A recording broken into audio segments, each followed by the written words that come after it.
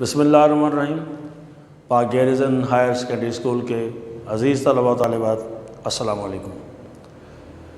तो अपने तसलसल को जारी रखते हैं 10th क्लास की केमिस्ट्री चैप्टर नंबर 2, जो कि ओवरऑल चैप्टर नंबर 10 है, जिसका आज लेक्चर नंबर 17 आप पढ़ेंगे।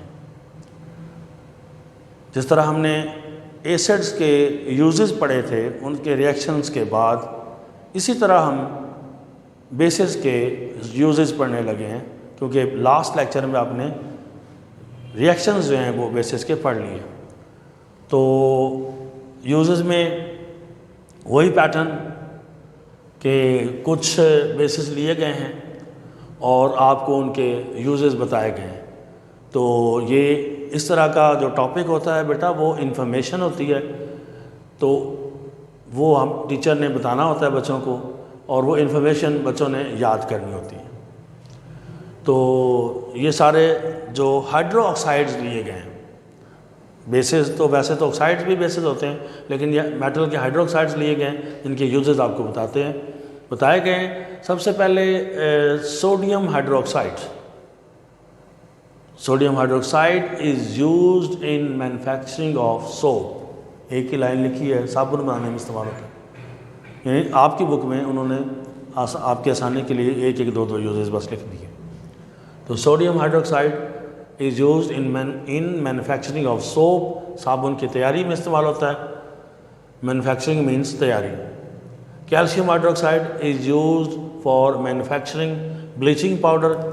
ये ब्लीचिंग पाउडर के लिए इस्तेमाल होता है, जो हम तैयार करते हैं, ये ब्लीचेस वगैरह जो यूज़ होती हैं। और softening of hard water. Hard water जो होता है उसको सॉफ्ट करने के लिए, क्योंकि वो नुकसानदेह होता है। और इसके बाद न्यूट्रलाइजिंग एसिडिक सॉइल, यानी जिस मट्टी में एसिडिटी ज़्यादा हो जाती है उसको ये न्यूट्रलाइज करता है। तो लेक्स के अंदर भी एसिड रेन की वजह से ये जो एसिडिटी पैदा होती है, उसे फिर इस कैल्शियम हाइड्रोक्साइड के ज़रिए न्यूट्रलाइज कर दिया जाता है। यानी उसकी जो एसिडिटी का इफ़ेक्ट है उसको यकसर ज़ायल कर दिया जाता है, वो ख़त्म हो जाता है। इसी तरह पोटाशियम हाइड्रोक्साइड है, ये अल्कालाइन बैटरीज़ में ग़ालिबन ये यूपीएस वगैरह के साथ जो बैटरी लगती है वो अल्कालाइन होती है। यानी उसमें जो इलेक्ट्रोलाइट होता है वो एक बेस होती है। बेस को तो उसमें ये पोटाशियम हाइड्रोक्साइड, चूँकि ये एक बेस है तो अल्कालाइन बैटरी है वो, तो ये एक अल्कली भी है, क्योंकि अल्कली वो बेस होता है जो वाटर में सॉल्युबल होता है। तो ये फिर, क्योंकि दूसरी जो बैटरी थी लेड स्टोरेज बैटरी, उसमें तो हमने पढ़ा था ना सल्फ्यूरिक एसिड यूज़ होता है, तो अल्कालाइन बैटरीज़ में ये पोटाशियम हाइड्रोक्साइड यूज़ होता है। इसी तरह मैग्नीशियम हाइड्रोक्साइड है, ये यूज़ होता है as a base to neutralize acidity in stomach. Stomach जो आपका मैदा है, जब इसमें एसिडिटी पैदा हो जाती है जो HCl की वजह से होती है, तो उसको न्यूट्रलाइज करने के लिए मैग्नीशियम हाइड्रोक्साइड इस्तेमाल करते हैं। ज़ाहिर है कोई कंपाउंड, कोई सब्सटेंस, मॉलिक्यूल, उसकी जो प्रॉपर्टीज़ होती हैं उसके मुताबिक ही उसने यूज़ होना है। तो यहाँ हम मैग्नीशियम हाइड्रोक्साइड यूज़ करते हैं। इसके अलावा जो बीज हैं, शहद की मक्खियाँ हैं, उनका जो डंक होता है, उनकी जो काटना होता है, उसके इलाज के तौर पर भी हम ये मैग्नीशियम हाइड्रोक्साइड को यूज़ करते हैं। आगे बढ़ते हैं। तो यहाँ पर एल्युमिनियम हाइड्रोक्साइड लिया गया है। तो एल्युमिनियम हाइड्रोक्साइड जो है, जो आग बुझाने वाले आलात होते हैं, फायर एक्सटिंग्विशर्स जो हैं, फायर एक्सटिंग्विशर्स, आग बुझाने वाले आलात, उनमें एज अ फोमिंग एजेंट्स, यानी जो फिर पानी को के अंदर कुछ झाग पैदा करे ताकि आग जल्दी बुझ जाए, तो एज अ फोमिंग एजेंट जो है वो एल्युमिनियम हाइड्रोक्साइड इस्तेमाल होता है। लास्टली अमोनियम हाइड्रोक्साइड है, तो that is used to remove stains from clothes. ये एक केमिकल है, यानी ये जो वॉशिंग पर्पसेस में कपड़े जब आप धोते हैं तो जो गहरे दाग ऊपर लग जाते हैं, आमतौर पर आपको मालूम होगा कि धोबी जो है वो केमिकल का इस्तेमाल करते हैं तो दाग उतारने के लिए। तो अमोनियम हाइड्रोक्साइड जो है वो जो स्टेन्स हैं, जो दाग हैं कपड़ों के, वो उतारने के लिए इस्तेमाल करते हैं। तो ये आपके कोई 6 बेसिस थे जिनके यूजेस आपने जाने हैं। ये इन्फॉर्मेशन थी कुछ हाइड्रोक्साइड्स के यूजेस के हवाले से, तो ये आपने बाकायदा याद कर लेनी है। ये लास्ट टाइम रिसेंटली ये 2 बार आया हुआ बोर्ड में, यूजेस ऑफ बेसिस।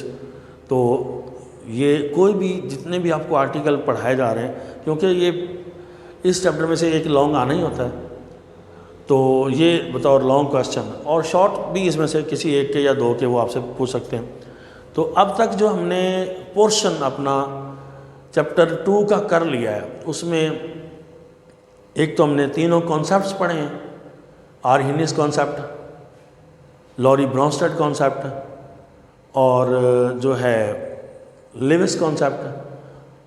तो हमारे इदारे पाक गैरिसन एजुकेशन सिस्टम की स्ट्रैटी भी यही होती है, हमारा भी यही स्टाइल है कि हम गुज़श्ता से पैवस्ता के तहत चलते हैं, यानी जो साबिक़ा चीज़ें होती हैं उनको हम आगे आने वाली चीज़ों के साथ रिलेट करते रहते हैं, और एक्सरसाइज पर जो है वो नज़र रखते हैं, क्योंकि एक्सरसाइजेज जो हैं वो इम्तिहानी हवाले से बड़ी अहम चीज़ें होती हैं। तो ये चंद एक शॉर्ट क्वेश्चन को हम रिव्यू करते हैं, दोबारा देखते हैं क्या हमें जो आपको ये भी चेक हो जाएगा, हम भी आप देखेंगे अपने आप को कि आपको जो पिछले कॉन्सेप्ट्स थे जो पढ़ाए गए थे वो समझ आ गए थे अच्छी तरह और आपने याद कर लिए थे। तो ये चंद एक क्वेश्चन देखते हैं, एक तो आप इनके जवाबात से वाकिफ़ हो जाएंगे, दूसरा आप अपने आप को टेस्ट कर सकेंगे, एक रिव्यू हो जाएगा।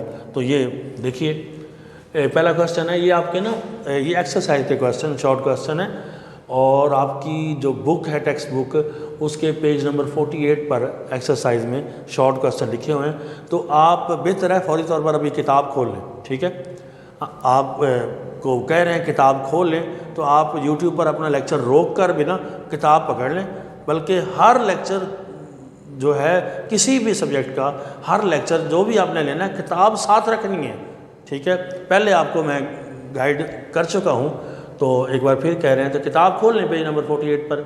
डिफाइन अ बेस, ये गौर से सुनने, define a base, explain that all alkalies are bases but all bases are not alkalies. तो अज़ीज़ तलबा व तालिबात, एक चीज़ है, एक टैक्ट है जिसका हमेशा आपने ख्याल रखना है। सबसे पहला काम जो बेटा होता है वो क्वेश्चन पे गौर करना होता है। ये ज़बरदस्त बात होती है असल में, जब तक आपको क्वेश्चन ही समझ में नहीं आएगा आप आंसर कैसे दे पाएंगे। और अक्सर व बेशतर बच्चे या तो आंसर गलत दे जाते हैं या उसकी रिक्वायरमेंट ही नहीं पूरी करते। तो गौर करें, पहले तो सीधी सीधी डेफिनेशन पूछेगी, डिफाइन अ बेस।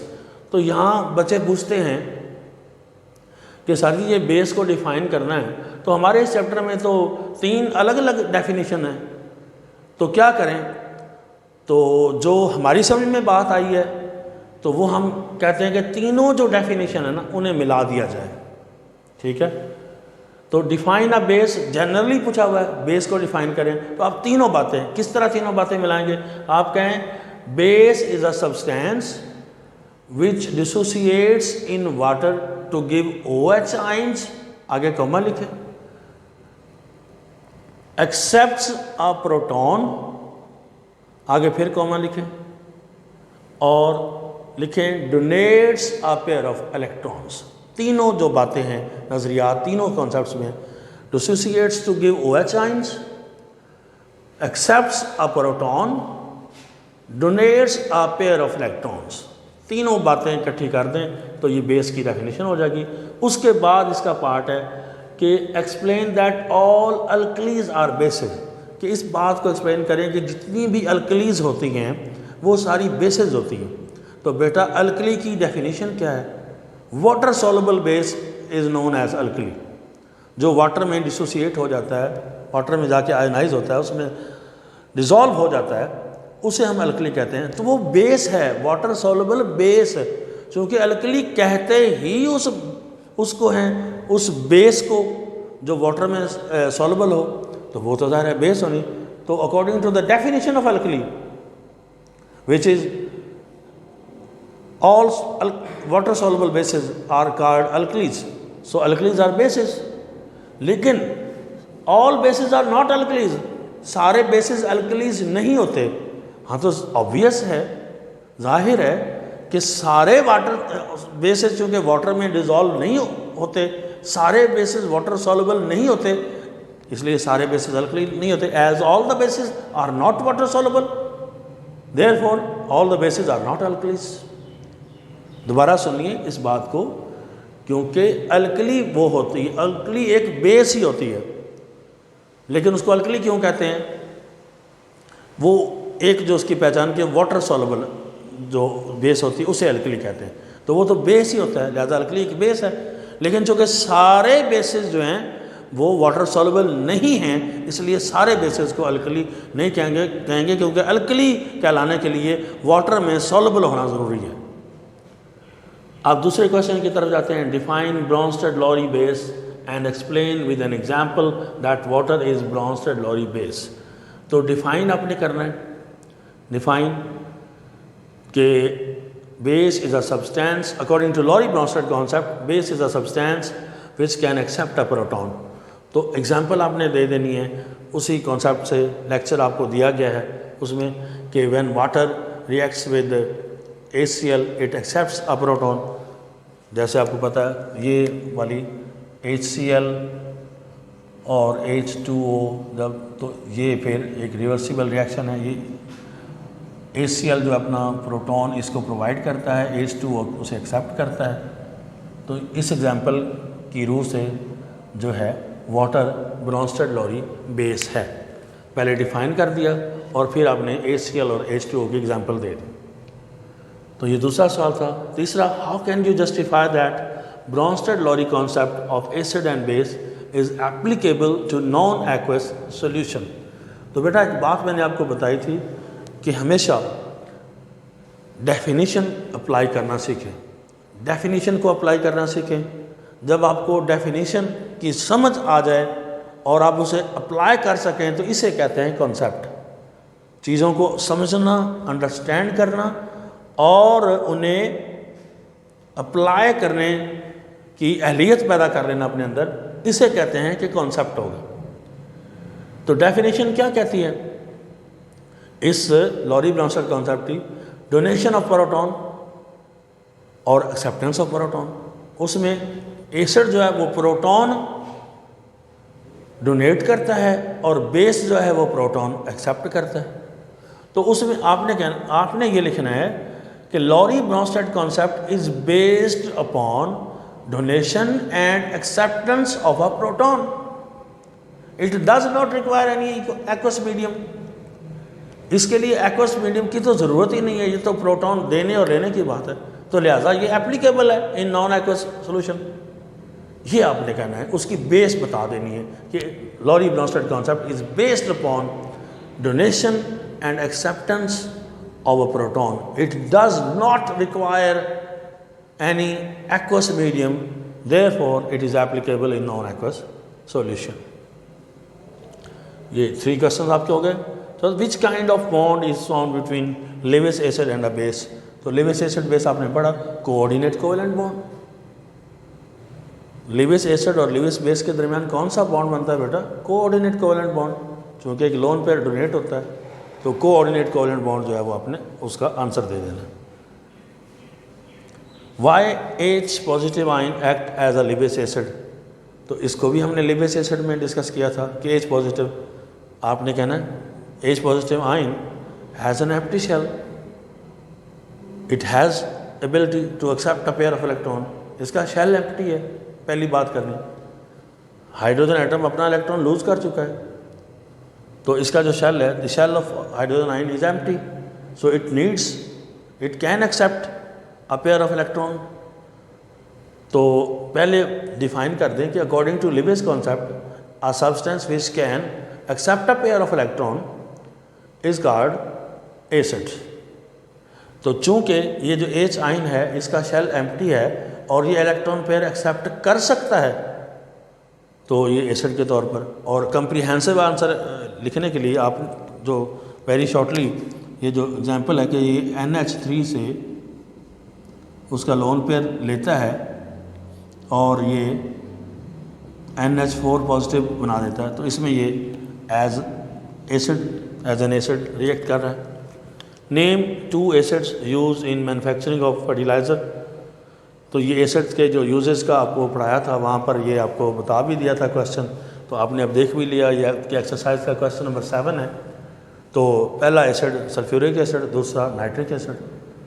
तो ये वाले जो शॉर्ट क्वेश्चंस भी हैं आपके बेटा एक्सरसाइज को फोकस करते हुए, क्योंकि हम इतना पोर्शन पढ़ चुके थे तो हमने कहा कि आप उसको रिवाइज भी कर लें और साथ एक्सरसाइज भी हल कर लें, क्योंकि exercises are of immense importance especially in 10th class.